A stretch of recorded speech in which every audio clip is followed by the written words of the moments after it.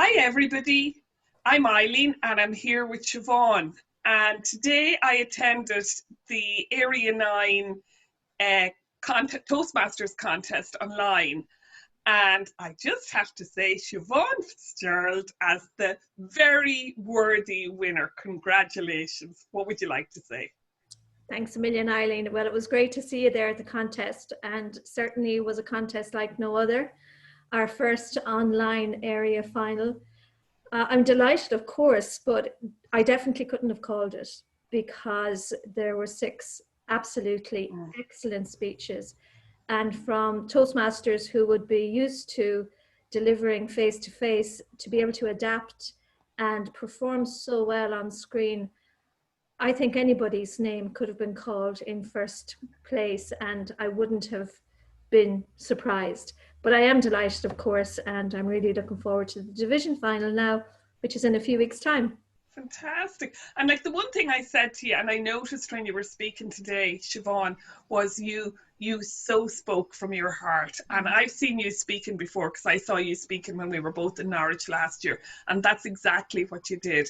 That's what you did today. Like, I've heard your speech before, but I felt quite emotional listening to it today. Tell me about speaking from the heart. Well, I'm so glad that you felt that way, Eileen, because I suppose what that tells me is that I connected. I connect the screen. And I think this is one of the hugely important things about public speaking is to be able to connect with the audience.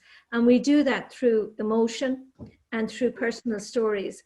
And I suppose my speech is about something very simple, but something very personal to me. And I suppose I have a few stories interwoven in there that do really mean something to me.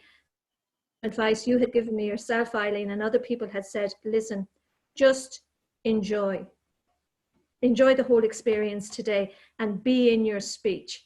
But I think therein lies the challenge, because you have to be in your speech, but you have to be aware of the people the other side of the screen as well. And you have to try to connect with them.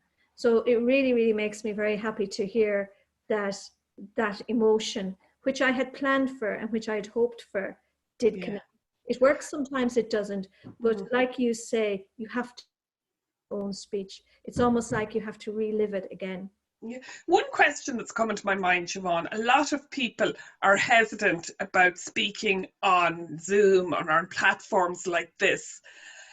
What helped you in preparing to speak on Zoom, as opposed to being in front of an audience where people are engaged and clapping? What worked for you? What worked for me was, I suppose, to practice anyway on camera and to have advice and mentoring from people like yourself, Eileen. I'm very grateful for that. And also just trial and error to try a few things, to consider the different techniques and strategies we use face-to-face. Not all of them, very few of them are probably going to work on screen, but give it a try. Like if you're thinking of using a visual aid, I think today visual aids worked in my favor. Yeah. Visual aids that definitely wouldn't have worked face-to-face because of size, all of that. So I suppose while you're planning for that connection and planning slightly in a way that you would face-to-face, you have to be very mindful that this is on screen, and just to try different things and see what does connect. So now that you've spent the morning at this, and I'm sure you're absolutely exhausted, I know you have another contest tomorrow, the evaluation. What are you going to do for yourself this afternoon, just for you? Some self-care. I love it, and it is so important. So I had hoped this morning that I would go for a walk. I find that very helpful before speeches or anything like this, to clear the head and come in with, a clear focus. That didn't happen because we have lovely rain outside today. I think it's easing off, so I definitely will have a walk, and I think maybe treat myself to a nice cup of peppermint tea with a bar of chocolate. Yes. Well, as we finish, Siobhan, I want to invite you to do something I can't do for you today. I want you to give yourself a hug, because you really, really deserve it. Well done, and roll on the next contest, Siobhan. Thanks, Eileen. Thanks for being there. Thanks for your help. Okay.